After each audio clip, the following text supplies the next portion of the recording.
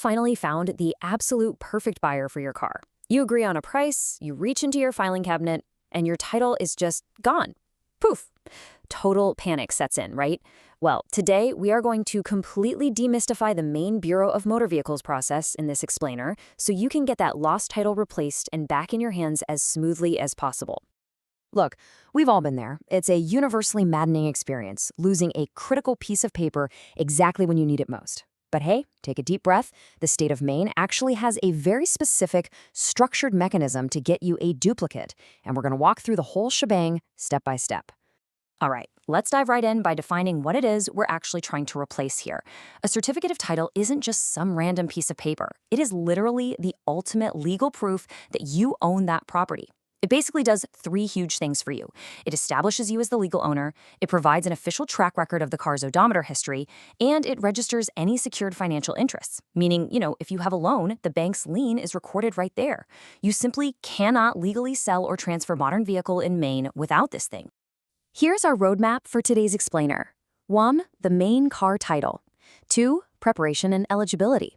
3. The application process. 4. Avoiding common mistakes. 5. An example scenario. And 6. Recap and important disclaimers. Let's get to it. Section 1. The Maine car title. What it is and why it matters. So because a title establishes real property rights, Maine regulates these duplicate requests pretty tightly to prevent fraud, as you'd expect. The main tool for this is Form MVT-8. That's the official Maine duplicate title application. Knowing exactly what this document actually looks like helps you know what to hunt for if you go the paper route. It's laid out super clearly, asking for standard vehicle info, but just visualizing the structure of this application kind of grounds us. It's not some arbitrary, impossible process. It's really just a matter of checking the right boxes. Moving right along to Section 2, Preparation and Eligibility. Who needs one and what together?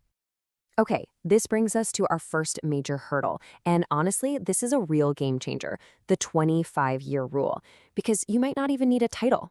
Seriously, Maine doesn't use a strict, static cutoff year for titles anymore. Instead, they use this rolling 25-year exemption model.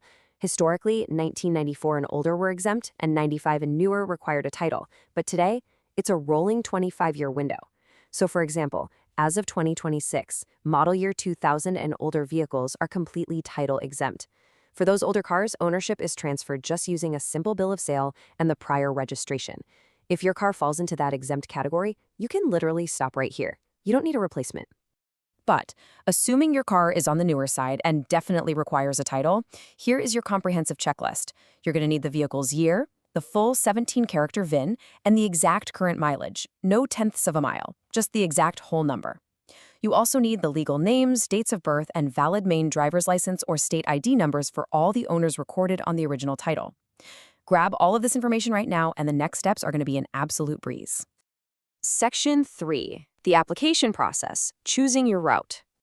Now we're going to contrast the two main avenues you can take, the digital online portal versus the traditional paper MVT-8 form. The online portal is incredibly fast, but it has some pretty strict eligibility rules. Basically, you can't use it if a company is listed on the title, if you've got an active loan or lien, if you have an out-of-state ID, or if the car is 2000 or older. If you meet all those strict criteria, boom, online is amazing. If you don't, like say your car is titled to a business or maybe you just paid off a loan and need to show a lien release, then you've absolutely got to use the paper MVT-8 form. All right, the crucial thing here is following this exact flow. Step 1, verify your eligibility and clear any of those financial liens with a release of lien form if you need to. Step 2, gather up all that VIN, mileage, and ID data we just talked about. Step 3, go ahead and complete either the paper MVT-8 or cruise through the online portal. And finally, Step 4, pay your fees and submit your application directly to the central BMV in Augusta. Keep in mind, your local town office can't process or print duplicate titles. The whole shebang has to go through Augusta. So what's this going to cost you in time and money? Let's break it down. The standard paper MVT-8 is $33 and takes about 5 to 8 business days to process. If you're in a massive hurry, you can add a $10 rush fee, making it $43, and that cuts processing down to just 3 to 5 days. Now, the online portal actually bundles in that rush service automatically, plus a tiny $3 digital service charge, bringing your total there to $46. Now remember, these are just the state's processing times. You still have to wait for the post office to physically mail it to your house. Oh, and quick pro tip. Some third-party services claim they can handle this for you, but they might charge upwards of $68 and take weeks to finish the job. So dealing directly with the state yourself is absolutely your best bet. Section 4. Avoiding common mistakes, pitfalls, and special cases.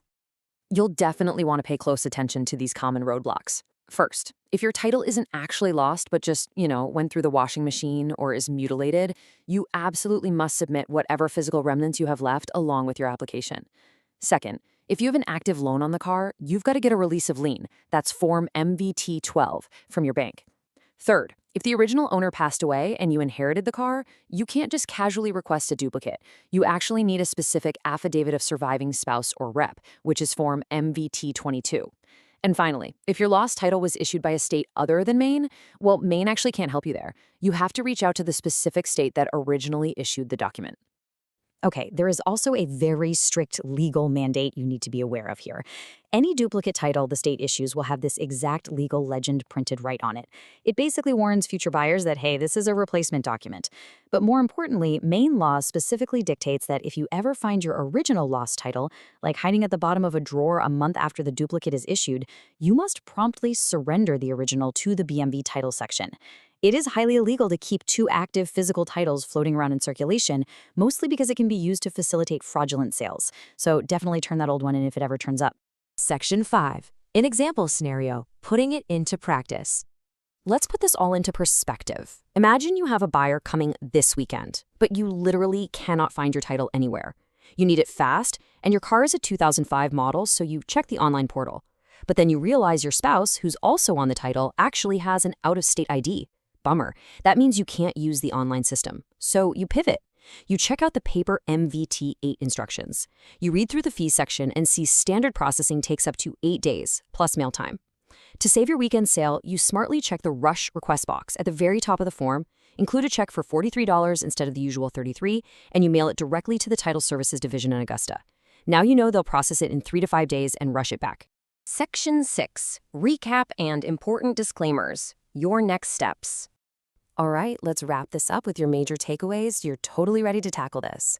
First, always check that 25-year rolling exemption rule to see if you even need a title at all. Second, pick your method, the $46 online portal for maximum speed or the paper MVT-8 if you've got a slightly more complex situation. Third, double-check that you've included any extra paperwork, like lien releases or those torn title pieces, if your specific situation calls for it. And lastly, if you get completely stuck in the mud, just reach out directly to the BMV.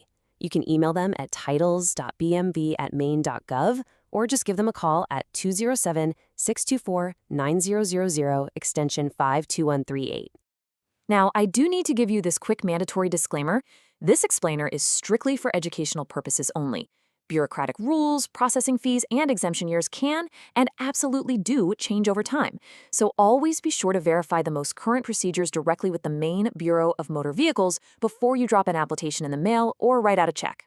So, you've followed the steps, waited for the mail, and now you finally have your crisp, new replacement title right in your hand. Massive congratulations! But that actually brings us to one final pretty important question. Do you actually know the exact legally binding steps to safely sign that title over to your buyer without making a hugely costly mistake? Do you know when you need both signatures or when notarization applies? Well, that is a whole different process and honestly a perfect topic for you to explore next on your journey. Thank you so much for joining me in this explainer and happy learning.